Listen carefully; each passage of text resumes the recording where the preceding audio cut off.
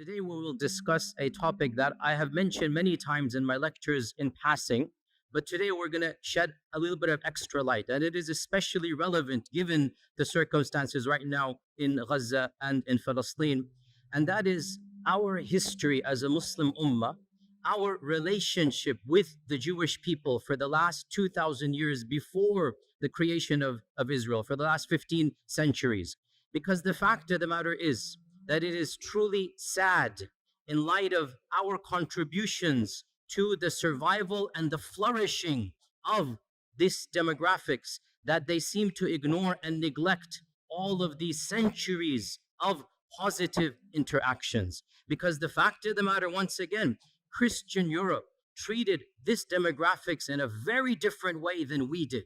And multiple times in history, the Muslim Ummah and the Muslim civilization played a vital role in protecting hundreds of thousands of persecuted Jewish people. So we need to be aware of this, and we need to know our own history. And again, only so much can be said for the history of 15 centuries. But as you're roughly aware, we went over this in detail this earlier part in a number of lectures.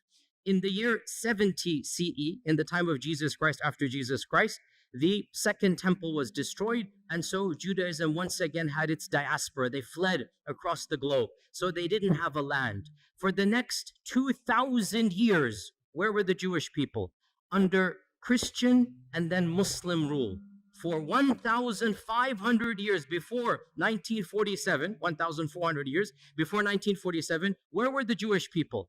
Either in Christian lands or in Muslim lands. Okay, what is the difference between how the Jewish people were treated in Christian lands versus how they were treated in Muslim lands? This is the summary we're going to be discussing today. And of course, the goal is to pique your curiosity. The goal is to start you on the journey. Obviously, in 15, 20 minutes, only so much we can do.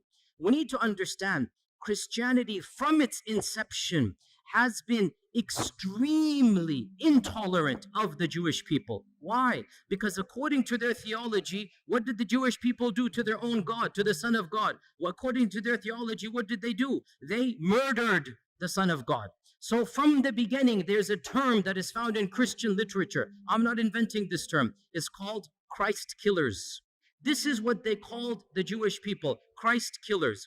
And that is why, generally speaking, in ancient Christianity, medieval Christianity, Jewish people were not treated as equal citizens. They didn't have the right to own property in most of European history.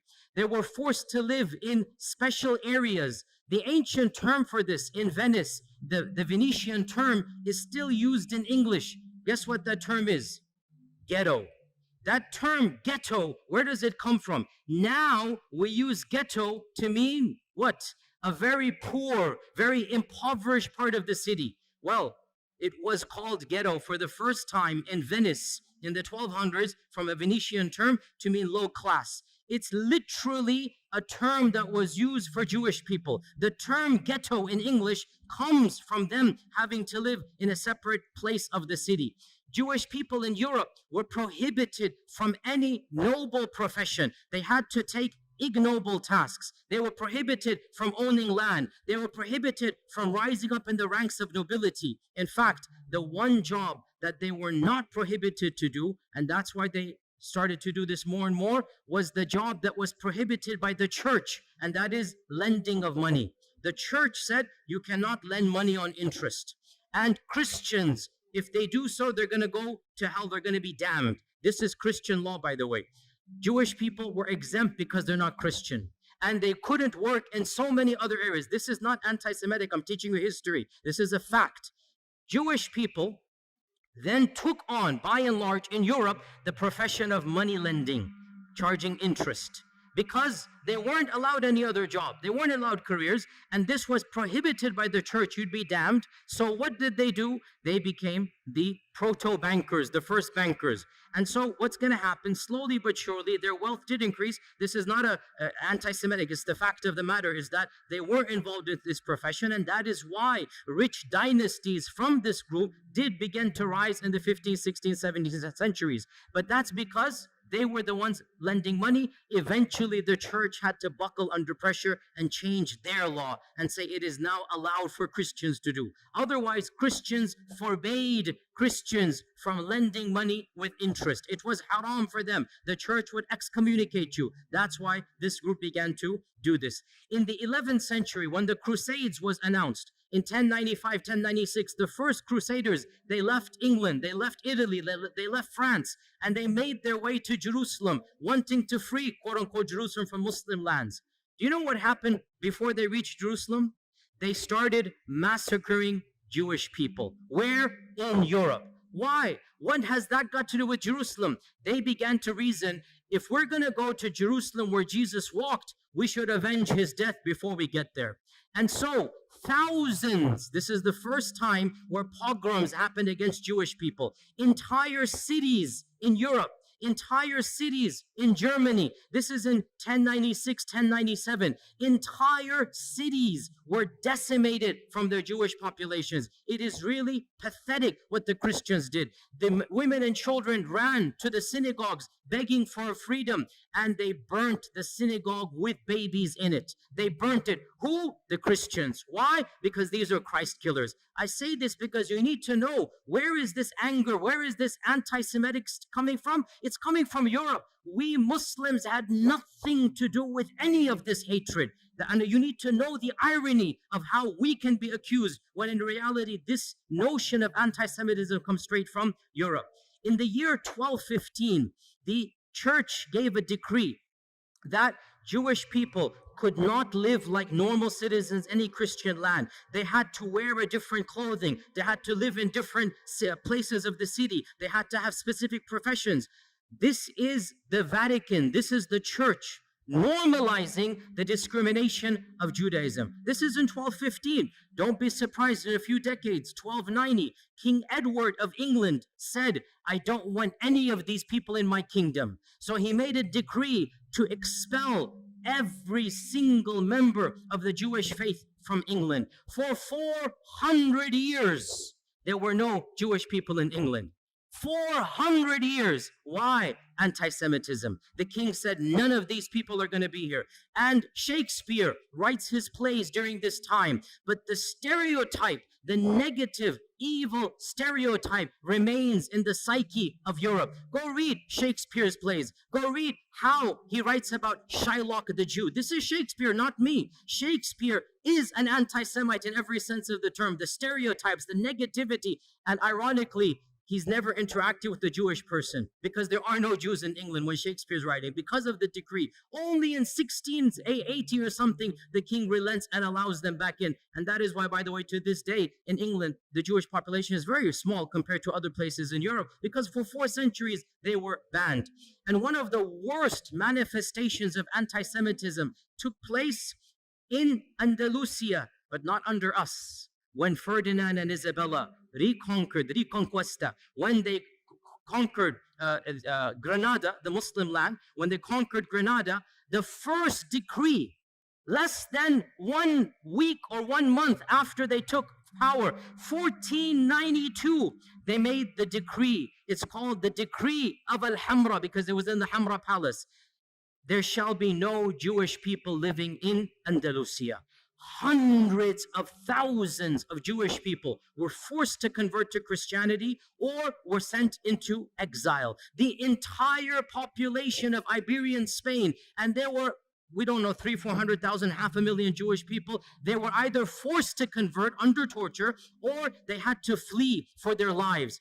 And this is one of the worst manifestations. Now you get to Hitler in the 1930s and 1940s, which is, of course, the worst anti-Semitic outburst in all of human history. And this needs to be said bluntly. Hitler did not come in a vacuum. Hitler is tapping into mainstream Christian notions of anti-Semitism. The term anti-Semite, the birth of anti-Semite, the notions of anti-Semite, it has nothing to do with Arabs and Muslims. It is European and Christian through and through, 100%. Even the term is invented by the Christians and used by the Christians. This is just a summary of Christian lands. Let's move on to Muslim lands. Subhanallah. wherever Muslims went and there were Jewish people, the Jewish people faced a type of flourishing. They were given a type of protection they could never find in Christian lands. And when Muslims conquered what is currently Iraq, what is currently Iran, Iraq had a large population of Jews in Baghdad from the time of the first expulsion, not even the second, from 500 BC, because the largest group of Jews for the first expulsion, they went to Iraq. So Muslims found large groups of Jews in Iraq. In Iran, Isfahan, hundreds of thousands of Jewish people, again from the first and second expulsion. And the Muslims came and found them, and they gave them protection under the Treaty of Umar ibn al-Khattab. Jerusalem, when Umar ibn al-Khattab marched into Jerusalem, guess how many Jewish people were there? Zero. Guess how many synagogues? Zero. Jews were not allowed to worship in Jerusalem under the Christians. Guess who gave them the freedom to build the first synagogue after the collapse of the temple? It was none other than Umar ibn al-Khattab radiallahu anhu. Umar ibn al-Khattab, acting upon Islamic commandments, acting upon prophetic guidelines. Jews and Christians are Ahl Kitab. They have the right to live freely. They have the right to worship. They have the right to build their synagogues and whatnot. Now, modern, liberals come along and they say, oh, the conditions of Umar al-Khattab are second-class citizenship. I'm not going to claim that Umar radiallahu anhu's condition is the same as secular America. It's not. But we're not comparing Umar ibn al-Khattab to secular America. Secular America is a different notion where religion plays no role. In the Islamic scheme of things, religion plays a vital role. So if you're a Muslim, yes, you get perks and privileges, no doubt about that. And if you're Ahl Kitab, there's certain things. For example, you cannot convert people to your faith. For example, the synagogue minaret, or the temple in the synagogue cannot be higher than the minaret of the mosque. I agree, these are conditions, but we're not comparing Umar ibn al-Khattab to modern liberalism. We're comparing Umar ibn al-Khattab to the rest of the world. The fact of the matter, never once in all of Islamic history was there a policy to kill all Jews. Was there a policy to persecute all Jews? Was there a policy to expel all Jews? So Umar ibn al-Khattab radiallahu anh allowed the Jewish people to come back into Jerusalem. This is the first time they could come back and build the first synagogue under the Khulafa al-Rashidun. And the rest, as they say, is history. That in Baghdad, when the Abbasids made their Baytul Hikmah, the famous house of wisdom, they hired the most competent translators regardless of their background. And because Muslim people weren't studying ancient Greek and whatnot, some of the best translators were from a Jewish background because they're the ones studying ancient Greek, ancient Latin. And so Baytul Hikmah hired the top Jewish minds to be in charge of the House of Wisdom.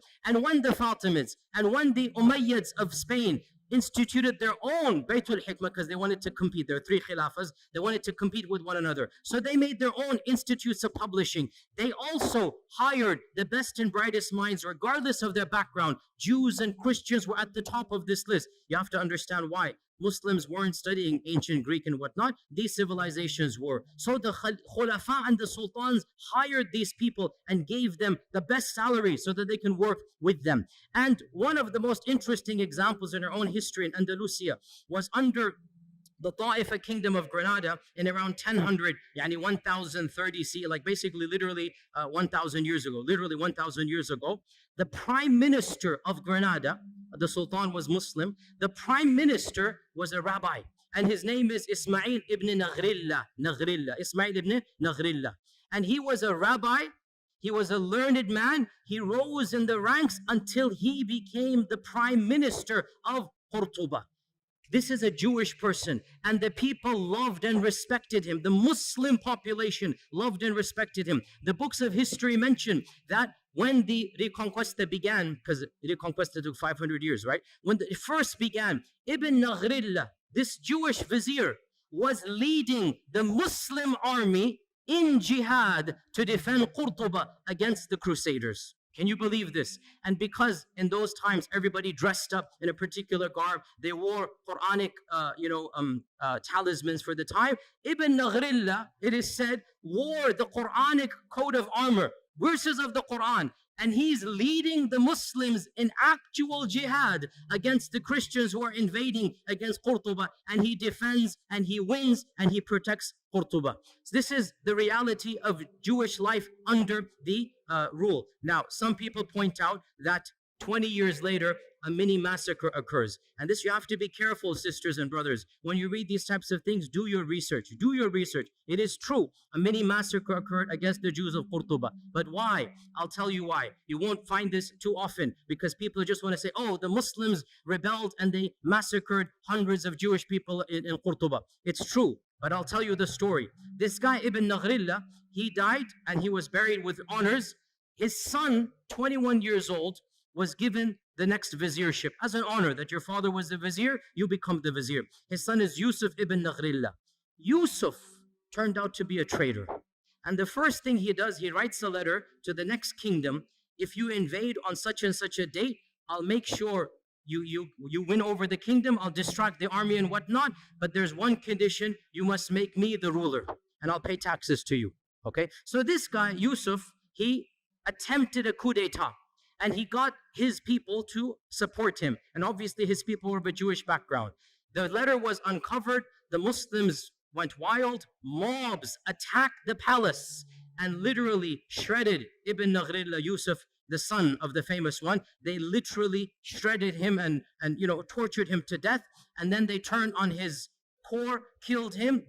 And then it is true, sad, the mobs turned on the Jewish quarter because they thought this was a Jewish revolt against the city. And innocent people lost their lives. But the point is, no sultan gave the command. No government instituted this. And the reason why it happened was not because they were Jewish. It's because the notion came that the entire community is treacherous to us. That's why this happened. Then things went back to normal and Jewish communities began to flourish. Within 150 years, the greatest Jewish mind in all of Jewish history was born and raised and studied in Qurtuba. Who is this person? Who can tell me? Musa ibn Maymun. Rambam is what the Jewish people call him. The holy rabbi, Rambam. Memorize this name. That's a title, honorific title. Musa ibn Maymun, Moses Maimonides. In the entire history of Judaism, there is no theologian that is more respected and venerated than Rambam. Rambam, Moses Maimonides, born and raised in Qurtuba, traveled the Muslim world, died and is buried in Egypt, in Cairo. He spoke fluent Arabic. He went through the madrasa systems. In those days, if you wanted to study, you went to the madrasa, right? And the madrasa is religious. So you study the sciences along with Quran and tafsir and hadith and fiqh. So Musa ibn Maymun, as a Jewish student, was not just given the freedom, he excelled in his studies. And his biographers mentioned this. I'm not making this up. Read his modern day biography. He lived like a Muslim, prayed like a Muslim, recited Quran like a Muslim. Nobody forced him. It was free. Andalusia, you could be who you are. But he was in such awe of Islam that some people say he secretly converted for a few years. Allahu A'lam. But he lived like a Muslim in the dorms. And there was no pressure because in Andalusia, there was a type of religious freedom that was not found anywhere in Europe. You could be a Christian, you could be a Jew, you could be a Zoroastrian, you could be a Muslim, and everybody lived freely in Andalusia. But Rambam decided to act like and memorize the Quran like a Muslim. Eventually, he goes back to his rabbi, a profession, and he begins writing. Now, this deserves an entire lecture. I don't have time to get into there, but it is one of my areas that I love to read about because intellectual history is my area. Moses Maimonides, listen, I'll just summarize it. He took Islamic concepts and he Judaicized them. Mainstream Judaism is influenced by Moses Maimonides, and Moses Maimonides is influenced by Islamic thought. Now, this is not a conspiracy. Again, look this up. In fact, there's an entire entry in the Stanford Encyclopedia. I just saw this today to make sure that I can reference to you. The Stanford Encyclopedia Online, which is one of the most largest online encyclopedias. The Stanford Encyclopedia of Intellectual Thought has an entire article, The Islamic Influences on Moses Maimonides. And of them, his proofs for the existence of God, his concept of God is coming straight out of Al-Farabi Al-Kindi. His notion of prophethood and what is prophethood, his notion of even theology. Pause here, footnote. This sounds strange, I know, but Judaism, by and large, did not concentrate, did not care about belief. Judaism cared about what? What? Law.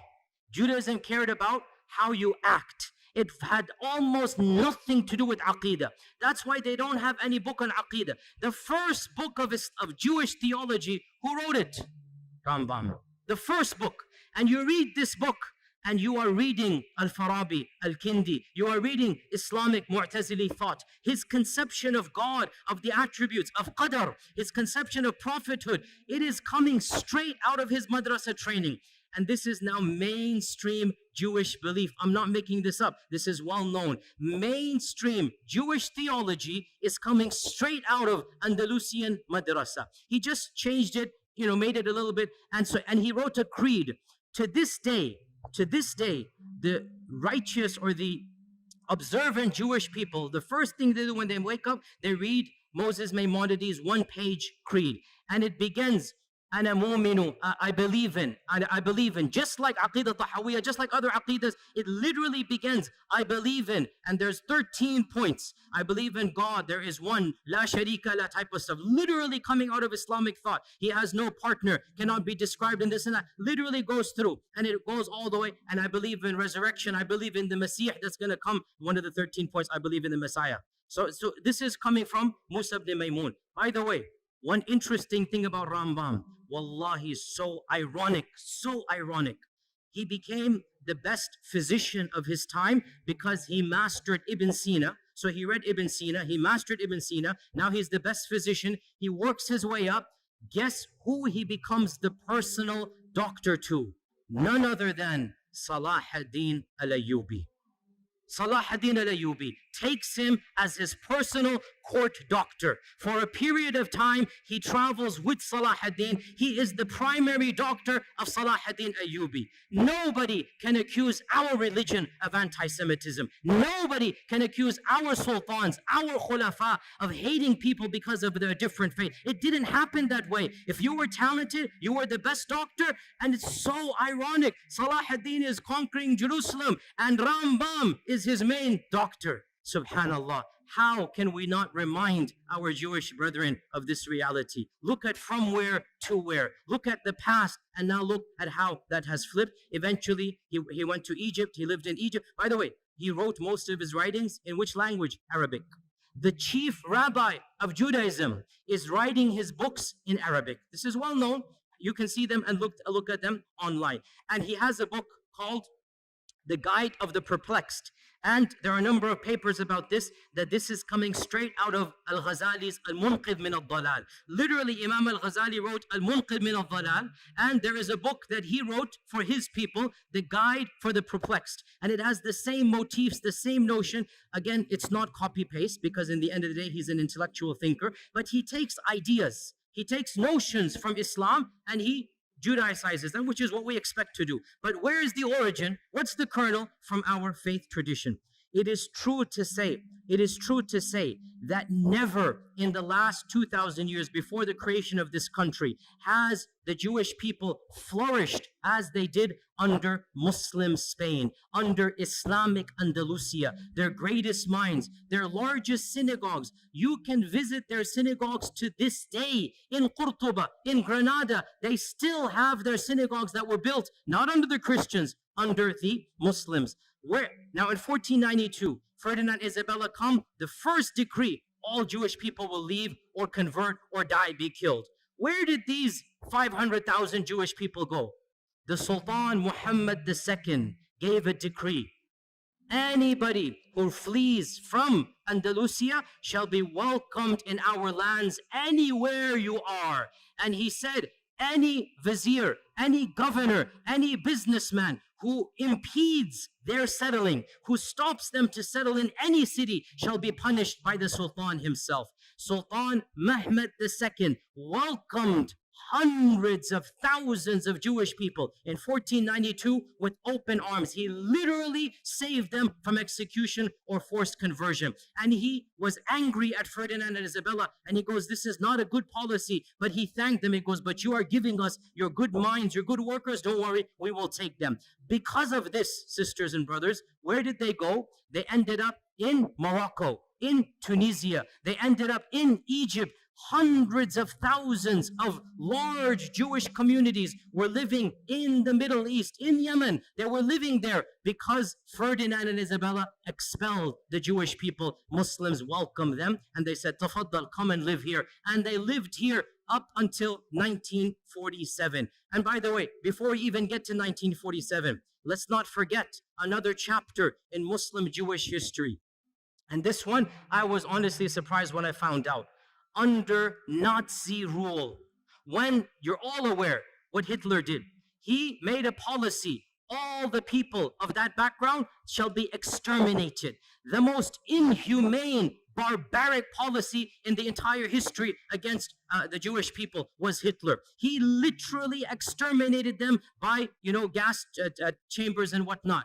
Guess who intervened where possible? In multiple countries, Muslims, sometimes at risk to their own lives, stood up and protected Jewish people. And wallahi, brothers and sisters, I say to you honestly, I have visited Auschwitz and Dachau. I have studied this chapter in history. Wallahi, I swear to you, if I were alive at that point in time, I would hope to Allah that I have the courage and bravery to stand up against the tyranny of Hitler and to protect innocent women and children. The way they were brutalized, the way they were rounded up and just killed for no reason. Innocent babies, we saw thousands of toys and thousands of shoes of children literally just piled up there, killed for no reason. I would hope I would have that courage as well. And I was so happy to hear so many people stood up. The Sultan of Morocco, interestingly, Morocco was under the French rule, and so technically it was not independent.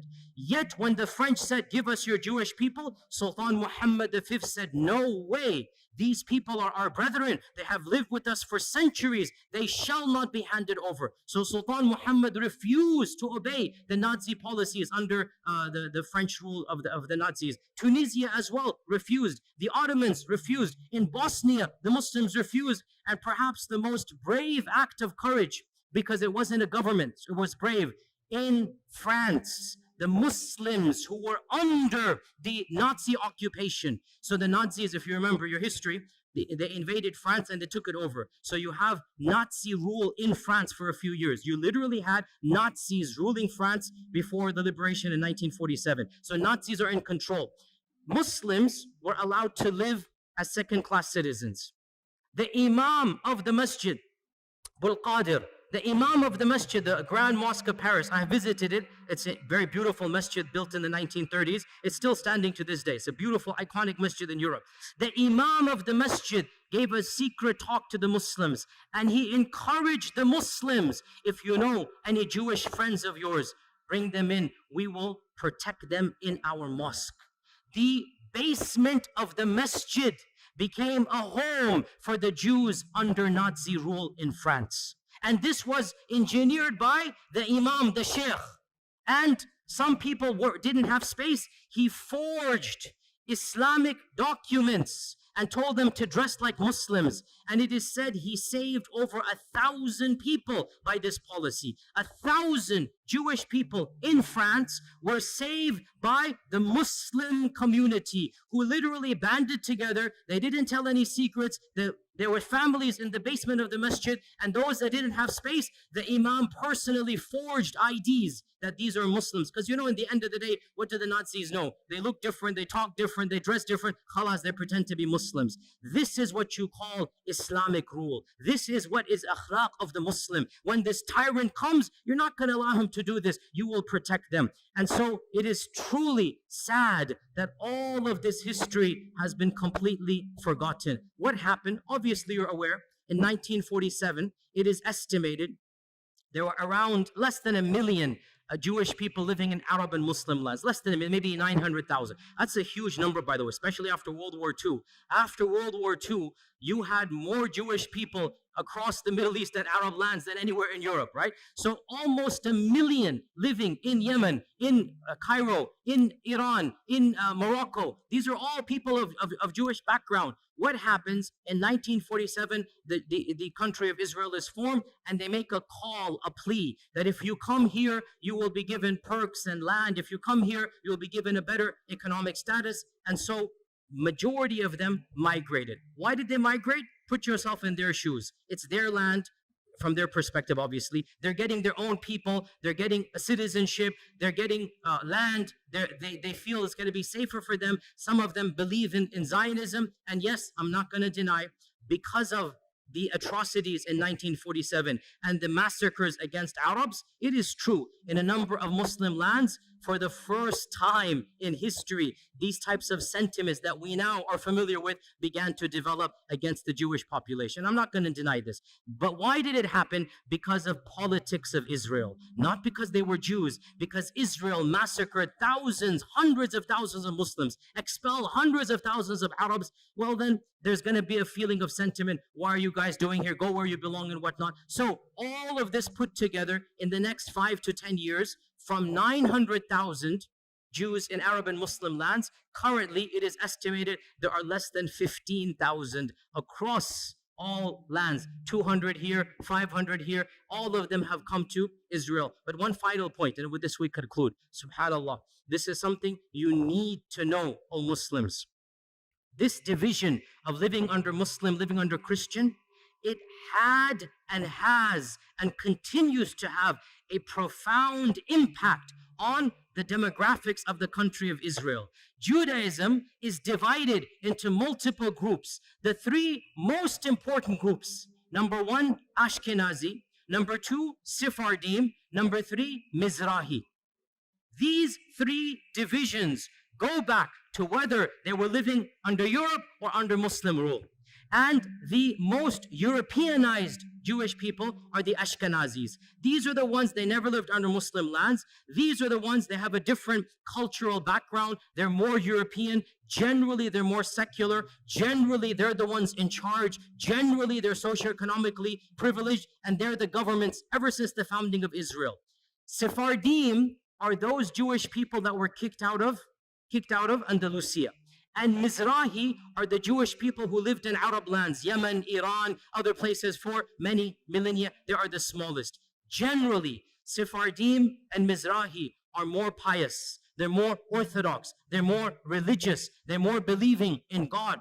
And a lot of you don't know this. In Israel, they are treated like second-class citizens. In Israel, because they can tell by your looks, they can tell by your name, they can tell by your culture. The Ashkenazis, who have a white skin color, are the superior class. And of course, there's even a lower category, the Falasha, which are coming from Ethiopia, and you should see how they are treated in Israel. They are the lowest of the low. But above them are the Mizrahis, and above them are the Sephardim. Sephardim and Mizrahis, they are ghettoized in Israel. In the 40s and 50s, they were not given the land they were promised. They were not given the perks that the Ashkenazis were given to. They were not given government positions. And this caused, I'm not joking, you can look this up, in the 60s and 70s, political parties, some of them semi-violent, from the Sephardim, from the Mizrahi, were formed to fight against whom? Against whom? The Arabs? No, Ashkenazis. To fight for their rights. And these days, there is a massive party in Israel called the Shas Party, S-H-A-A-S, the Shas Party. It is the fourth or the fifth largest party. It is a party that was founded to protect the rights of the Arab Jews, i.e. the Sephardim and the Mizrahi Jews, so that they have equal rights as the Ashkenazis. You have to realize racism is rampant in that group of people, even amongst their own. Any Jewish person who lived in Muslim lands, who spoke Arabic, who comes from an Arabic culture, is not treated with the same respect as the Europeans. And this is well known, open secret. Go look it up. Go do your research in this regard. So this is one point. And then I want to conclude on this point, sisters and brothers, and that is that we are not mentioning this. Wallahi, we are not mentioning this to remind them of a debt they owe us. No. We did this because Allah told us to do it, not because of them. We did this because our Prophet ﷺ taught us this is how we treat minorities. We would do it all over again. But we just want to show the world this is Islamic law. This is Islamic Sharia. The freedoms that they had, the intellectual, curiosities, the books that they produced, they couldn't produce a fraction of them in Europe in medieval times. And that is what we give to the world. It is truly sad. And we don't say this as a debt or a favor. We're just pointing out the facts. It is truly sad that the same descendants of those whom we saved, those who were given refuge with us, they have flipped the script.